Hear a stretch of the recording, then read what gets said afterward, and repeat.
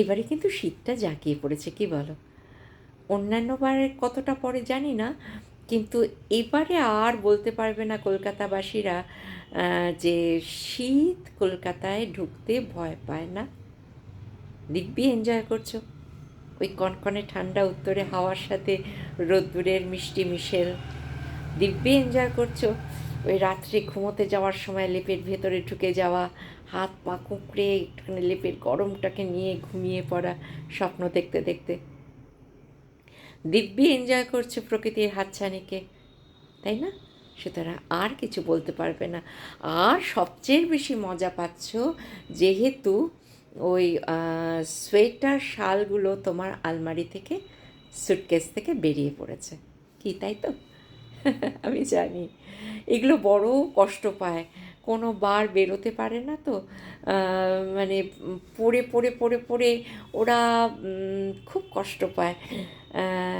এবছর কিন্তু আমরা স্বাদ মিটিয়ে সেগুলো পড়ার চেষ্টা করছি এখনও। সামনে বড়দিন, এই তো এসে গেল। ক্রিসমাসের জন্য, বড়দিনের জন্য ডাক এসেছে স্প্ল্যানেড থেকে, পার্ক স্ট্রিট থেকে। মানে আমরা যেরকম শ্রীভূমির ঠাকুর দেখতে ভিড় করি, ওই পার্ক স্ট্রিট আর স্প্ল্যানেডও আমাদের সেরকমভাবেই ডাকতে থাকে। এত সুন্দর সাজায়, যেন মনে হয় ও কলকাতার একটা বিচ্ছিন্ন দ্বীপ। যেমনি আলো, তেমনি বেলুন, তেমনি ক্রিসমাস ট্রি, তেমনি ওই সাদা দাড়ি আর ওই লাল টুপির বুড়ো সব দাঁড়িয়ে দাঁড়িয়ে সবাইকে মানে ওয়েলকাম করছে, ইনভাইট করছে, গ্রিট করছে। আলাদা মাদকতা। নানান রকম গিফট আইটেম নিয়ে বসে পড়েছে দোকানিরা। আর ওই এলাকায় যদি ঢোকো তাহলে তুমি স্প্ল্যানেডে, নিউ মার্কেটে, তুমি নাহুমের কেকের দোকানে ঢুকবে না, তাই কি হয় কখনো? আহা, নামটা উচ্চারণের সঙ্গে সঙ্গে মুখটা জলে ভর্তি হয়ে গেল। আহা, কি গন্ধ আর কি স্বাদ না! সত্যি তাই, বড্ড সুন্দর। দেখো, সেই ইরাক থেকে, সুদূর ইরাক থেকে ভদ্রলোক এসেছিলেন নাহুম সাহেব, আর এসে এখানে একটা বেকারির শপ খুলেছিলেন। আস্তে আস্তে সেই 1902 সালে, আজকে 2025, স্বাদে গন্ধে বর্ণে আঘ্রাণে কোনো কিছুতেই এখনও যেন তার জৌলুস কিছুটা হলেও কিছুটাও কমেনি। সে তার কৌলিন্যে আজও সেই 1 নম্বরে আছে। তার গন্ধ বলো, তার টেস্ট বলো, স্বাদ বলো, লাইন দেখবে, কি বিশাল লাইন ওখানে ওই কেক কেনার জন্য। আর বড়দিন যত এগিয়ে আসছে, সত্যি এই সময় ওই কেকটা না খেলে যেন জীবনটাই বৃথা। বড়দিন এগিয়ে আসছে। তাহলে এবারের এপিসোড আমার বড়দিনকে নিয়েই থাক নিশ্চয়ই। গ্রামের গির্জার পথে বুড়ো জোসেফের সঙ্গে যখনই দেখা হয়, তখনই তাকে একটা কথাই বারবার জিজ্ঞাসা করি, আচ্ছা ভাই জোসেফ, গির্জায় তো ঘন্টা প্রতিদিন বাজছে, রোজই বাজছে, আমাদের প্রভুর পুনরাবির্ভাবের আর কত দেরি? বাটারের মাথায় হাতুড়ি ঠুকতে ঠুকতে বুড়ো জোসেফ রোজ একই কথা বলে, মুখ না তুলে, সবুর করুন, বড়দিনটা আগে আসুক।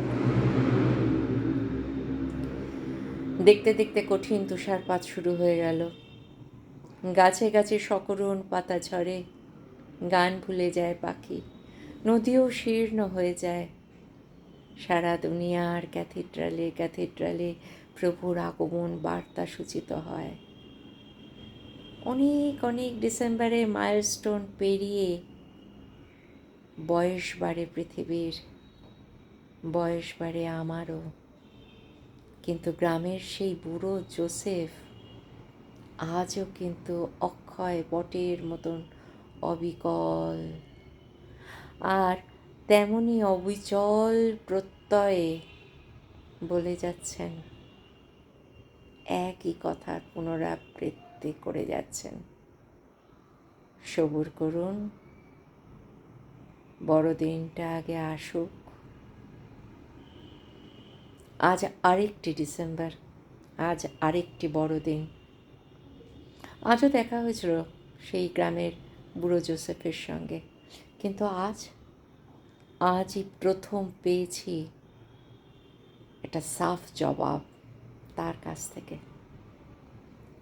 কাঠের টুকরো থেকে মুখ তুলে সে খুবই রূঢ় ভাষায়, রূঢ় স্বরে বলল, কেন বারবার এক কথা জিজ্ঞাসা করেন বলুন তো? গোটা পৃথিবীটা জানি, আজকে গোটা পৃথিবীটা আজ একটা আস্থা বল, তবু যিশু কোথায় আসবেন আর কেনই বা আসবেন? সেই স্বর্গীয় শিশুর শয্যা রচনার জন্যে বিস্তীর্ণ প্রান্তরেও কি এক মুঠো ঘাস আছে যেখানে একটা ছিটে রক্তের ফোঁটা লাগেনি? দিন তো কতই বড় হলো, কিন্তু মানুষের সত্যিকারের বড়দিন এলো কই?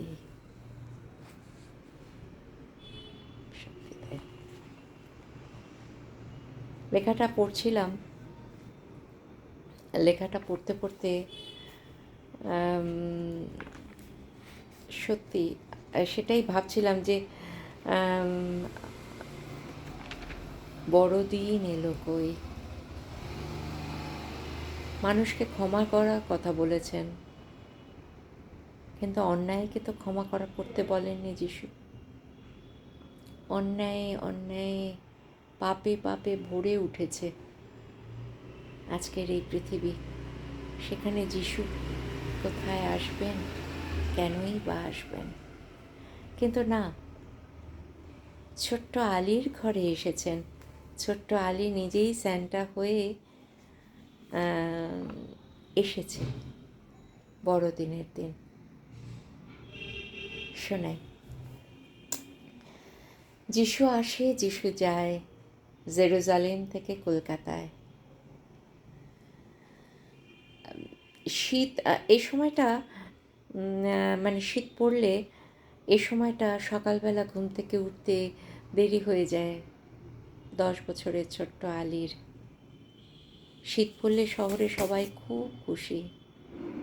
খবরে কাগজে যেই মুহূর্তে ঘোষণা হলো যে এই মরশুমের শীতলতম দিন, অমনি লেদার জ্যাকেট আর টুপি গায়ে মানে মাথায় পরে গায়ে জড়িয়ে শীত নেমে পড়ে শহরে।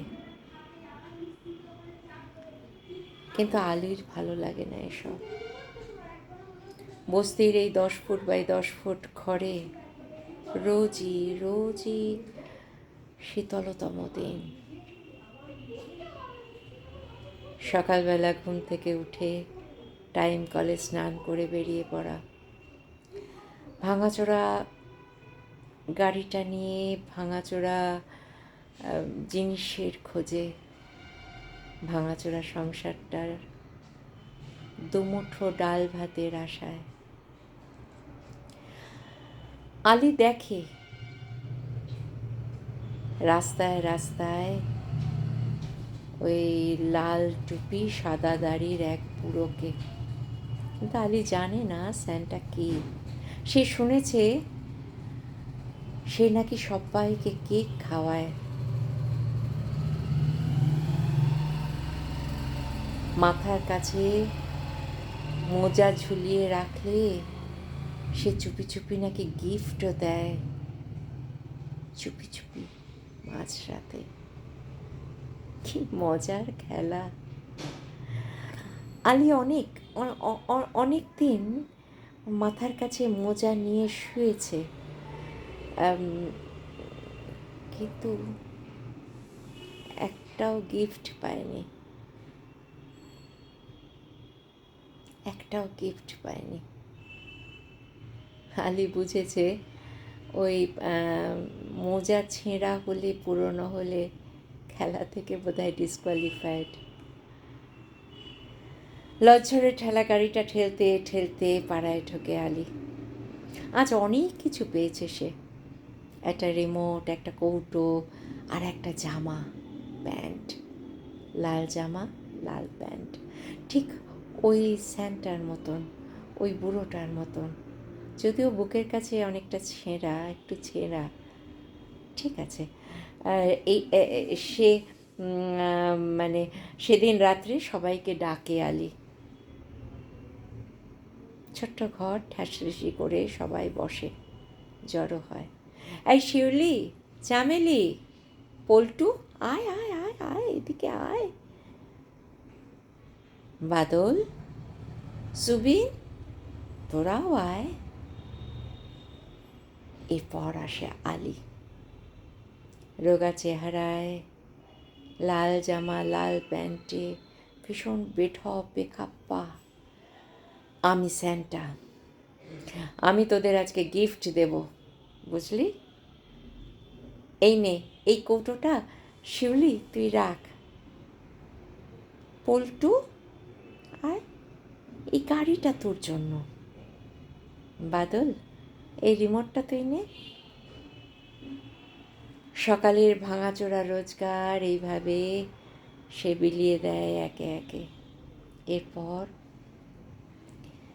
এরপর সেই ছেঁড়া লাল জামা লাল প্যান্টের আস্তাকুরের যিশু শুরু করে গান। গরিবের jingle bells, jingle bell jingle bell, jingle all the way. যিশু আসে, যিশু যায়, জেরুজালেম থেকে কলকাতায়।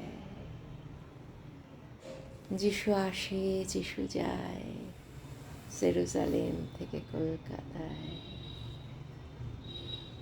যিশু আসে, যিশু যায়, জেরুজালেম থেকে কলকাতায়।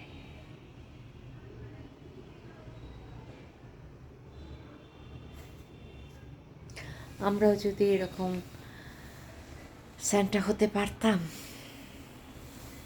তাহলেই বোধহয় বড়দিনটা সার্থক হতো, তাই না? সে আসি আজকে, কেমন?